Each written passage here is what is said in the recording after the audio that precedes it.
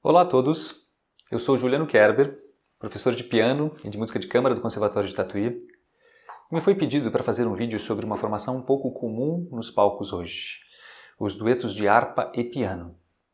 Então, nesse vídeo eu vou falar um pouquinho sobre esses dois instrumentos e sobre as primeiras parcerias deles lá em fins do século XVIII e início do século XIX, onde de fato esses duetos aconteciam e onde se encontra a significativa parte desse repertório.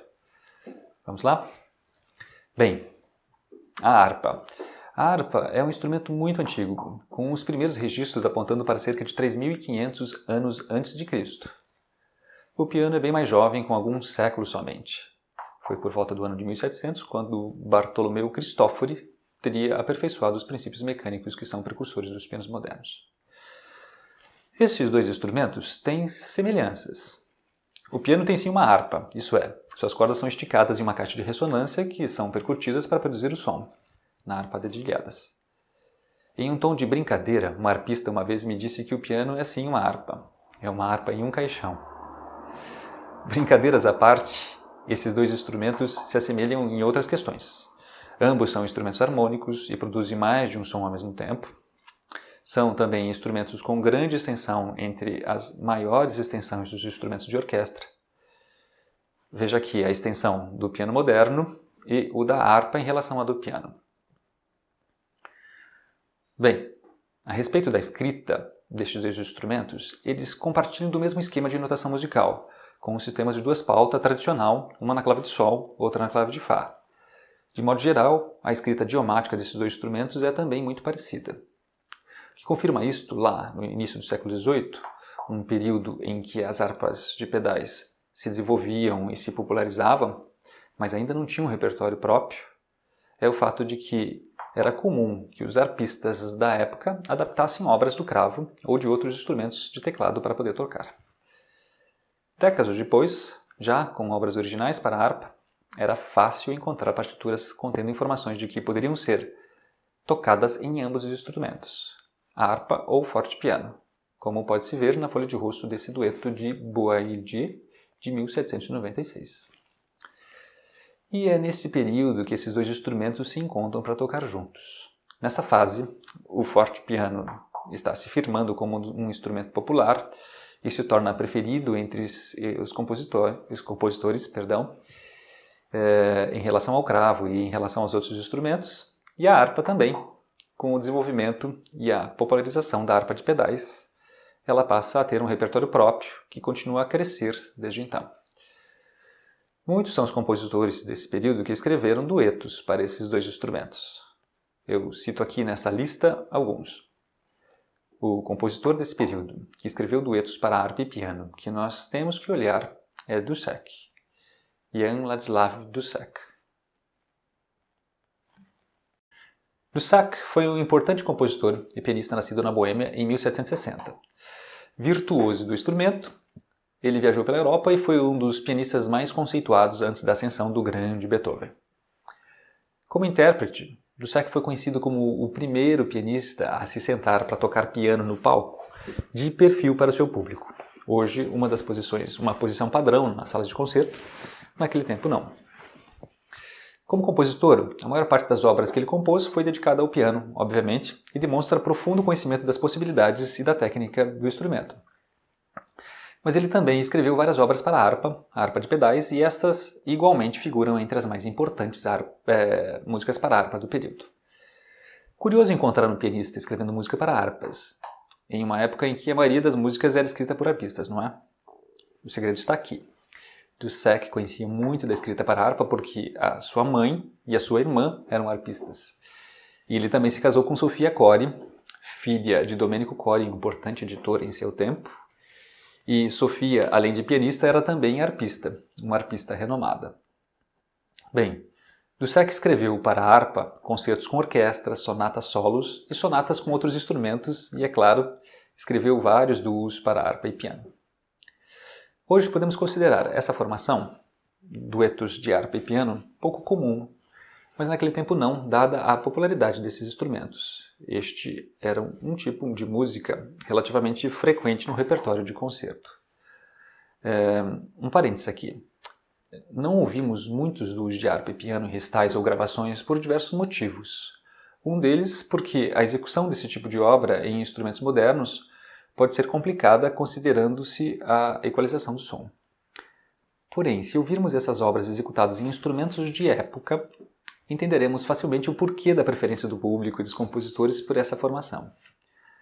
Os timbres desses instrumentos lá de fins do século XVIII e início do século XIX produzem uma sonoridade rica, equilibrada e muito interessante. Na verdade, eu diria que esses timbres são muito mais próximos entre si do que dos instrumentos modernos. Os instrumentos para quem Dussek escreveu, de fato, essas obras são o fortepiano de mecanismo vienense ou inglês, e a harpa de pedais de ação simples. Vamos ver um pouquinho sobre esses instrumentos? A harpa de concerto moderna é a harpa de ação dupla, com 47 cordas e 7 pedais. A função dos pedais na harpa é a de alterar as alturas das notas. São 7 pedais, cada um deles correspondendo a uma nota da escala diatônica. A harpa usada no período da história da música em questão é a harpa de pedais de ação simples. Esta harpa foi uma invenção de fins do século XVII, por volta de 1697, e que ficou popular já na primeira parte do século XVIII. A harpa de ação simples tinha um acionamento de pedais que se conectava ao pescoço do instrumento para movimentar pequenas alavancas que pressionavam lateralmente as cordas e encurtavam a altura das notas em meio tom. Foi muito comum durante todo o século XVIII e início do século XIX até o surgimento da harpa de ação dupla, em que cada pedal poderia ser movimentado 2 vezes, causando 2 alterações. A harpa de pedal foi inventada na Alemanha, mas fez sucesso na França. O ápice da popularidade desse instrumento aconteceu em Paris, com uma grande concentração de intérpretes, professores e construtores na cidade.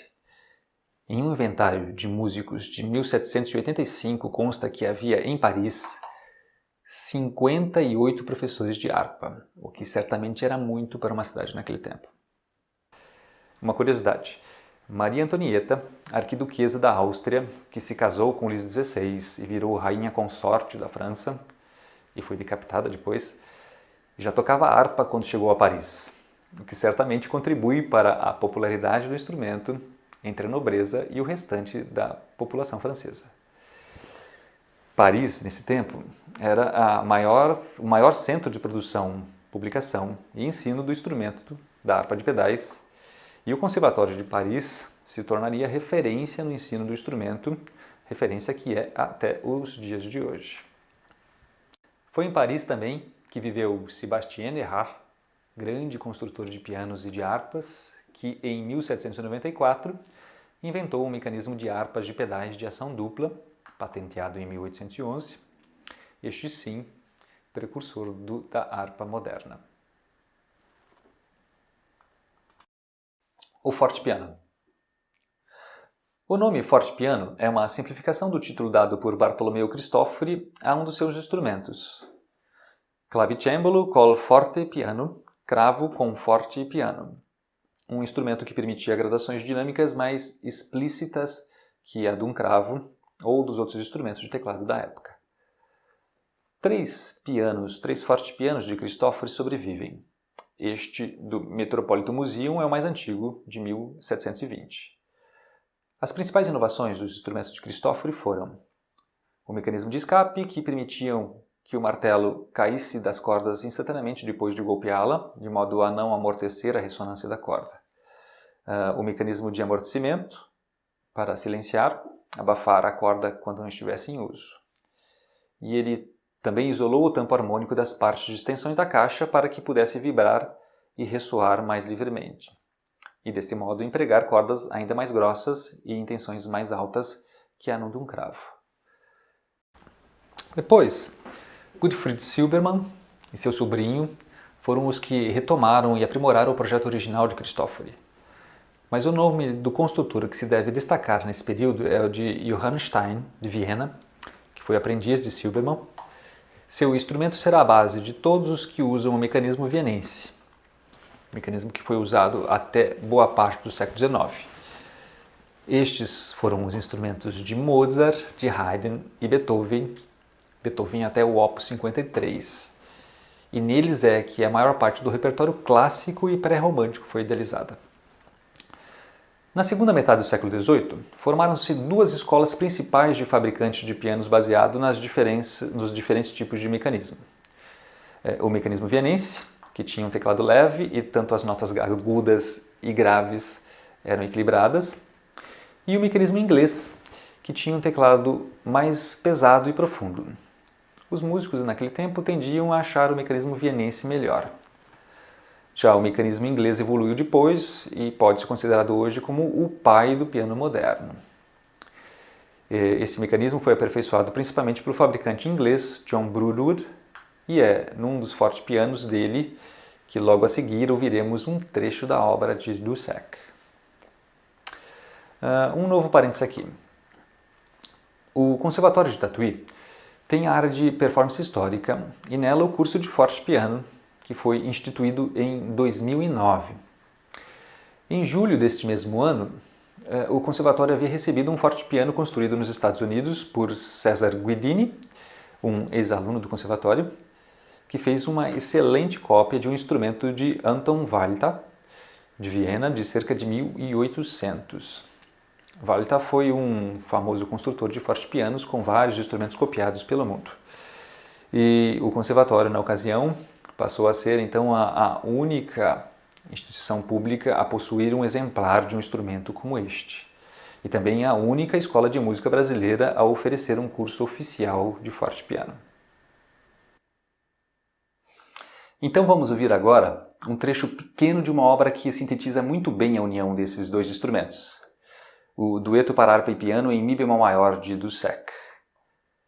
Os intérpretes são Richard Egar e Masami Nagasawa, e eles tocam instrumentos de época, um fortepiano John Broadwood, de 1804, e uma harpa Naderman, de ação simples, de 1815.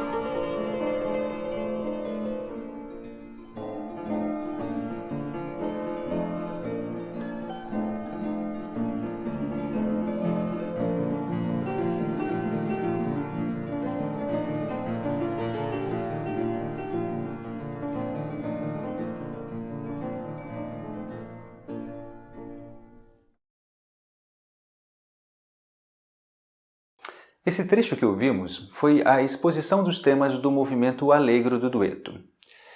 Quem desejar ouvir na íntegra pode encontrar essa gravação nos programas de streaming de música e no YouTube. É possível encontrar também gravações dos outros duetos para harpa e piano de Dussek e dos duetos dos demais compositores do período. Obrigado a todos e até uma próxima!